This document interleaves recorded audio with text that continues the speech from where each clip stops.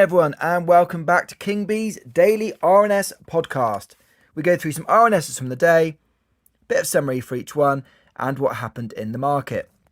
So first up, a joint RNS really.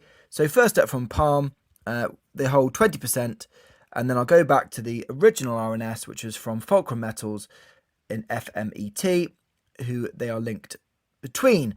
So FMET said today that they have 593 kilometers squared of assets, and in the uranium space, which people believe could be the 2024 sector.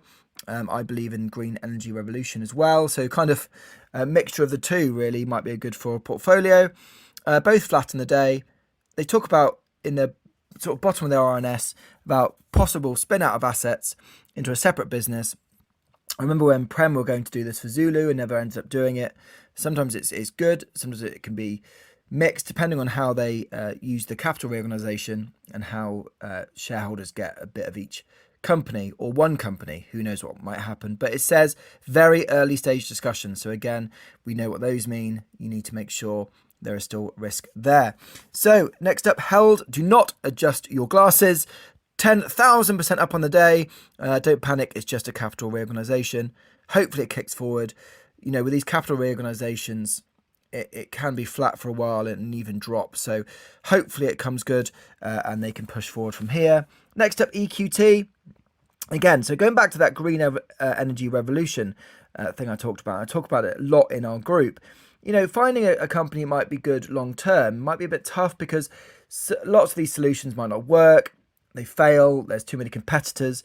But again, it's just putting these out there for you to deep dive into. So EQT, flat on the day, but waste to value solutions, basically. And they've got a collaboration agreement with Tresia Energia in Spain, 50,000 tonnes of biomass into renewable natural gas. So sounds a really interesting project and something to maybe deep dive into. There's no actual monetary numbers in here, which is a bit annoying. But, you know, again, all we can do is present these to you and just do some deep dives and green energy revolution possibility. Next up, HZM. So another one that's had a bit of a torrid time of late. And what's good is the CEO and founder has now stepped down, which often brings about good step change for a company because founders, you know, it's their baby. So they don't want to let go of it easily. They want it to be a certain direction. So sometimes with Neds going and founders going, it can change direction. So let's hope these interim people can make a big adjustment. Only 1% up on the day. Had a bit of a spike early on. I hope it comes good. Let's really push on for shareholders, please. HZM, that'd be great for the shareholders. Next up, BMN. So 10% down the day. Why? Well, they've extended the maturity date for certain things. They've had a refinancing of their 46.9 million CLN. And it's broken down into 4.7 million at 3p, 14.1 million to June 2028 maturity date. But there's a little kicker sort of further way down, which says they have to raise 12 million new shares to satisfy the subscription agreement. So obviously that's going to enter the market. What price, when, how, nothing in there to talk about that. So maybe just a little risk factor there to look into. Next up, MMAG. So I mentioned this the other day, and I mentioned very clearly it's in very early stage discussions. There are risks attached, and look what happened. They do not intend to make an offer. They continue to seek buyers, but they can't say that's going to happen or may happen or what terms. 17% down the day.